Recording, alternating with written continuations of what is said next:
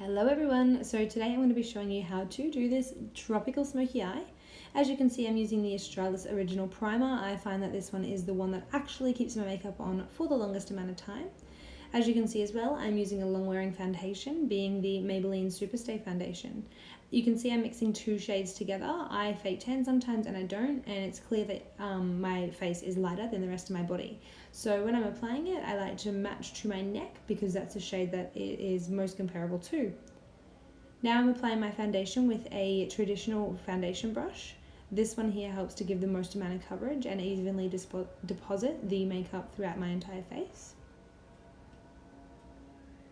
What I'm doing now is I'm going in with a flat top buffing brush. This helps to blend out and even the makeup, gives more of an airbrushed finish, but still helps to keep the makeup as a full coverage. So when I'm doing this, I like to use patting motions and small circular motions, again trying to keep that coverage. My Thin Lizzy concealer, this is my all-time favourite concealer. I like to use this under my eyes as I get quite a bit of redness. I find this one helps to last again all day, and it doesn't crease as much as normal concealers do for me, and obviously it covers everything I need it to cover. I like to apply it with a wet sponge and just gently patting it over, and I use it on my eyelids too to create a nice base for my eyeshadow to blend into. Now I'm using my Rimmel Match Perfection translucent powder.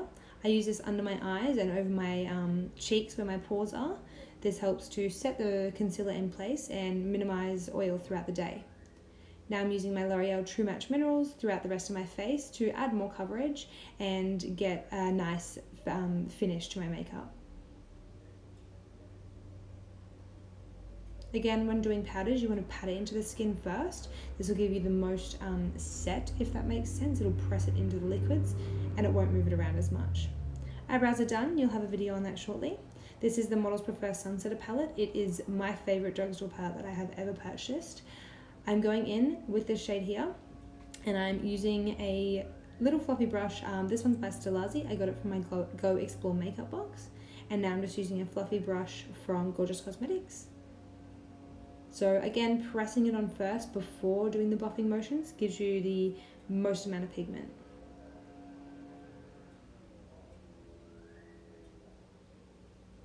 Just continue to build that up until you're happy. And grabbing that purple shade, I know, orange and purple, what? It's not a shade that you'd usually mix together. Gives this really nice kind of burnt orange, purpley, cranberry colour. How would you explain this? Let me know in the comments. And you're doing exactly the same as you did with the orange, only now with the purple, and you're just going over the top just to create the shade that you want to create. You can use as much or as little purple as you like. The more you use, the darker it gets, obviously. I like to use a small pencil brush and do exactly the same down the bottom, starting with the orange, cleaning up, and then using the purple over that. Using my Rimmel Maxi Bronzer, easily my favourite bronzer of all time. Going in with my Master Chrome Highlight by Maybelline. This is to die for. Has a beautiful golden undertone, and as you can see, it reflects so beautifully without being too glittery on the skin.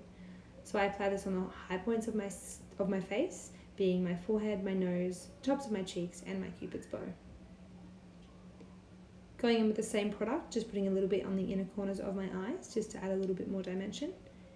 L'Oreal Paradise Mascara. This is again one of my favorites. It helps the lashes to grow, and as you can see, it builds up really, really nicely without looking too clumpy or too thick.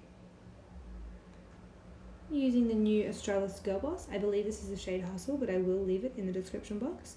Really comfortable, not so long wearing, but really hydrating on the lips.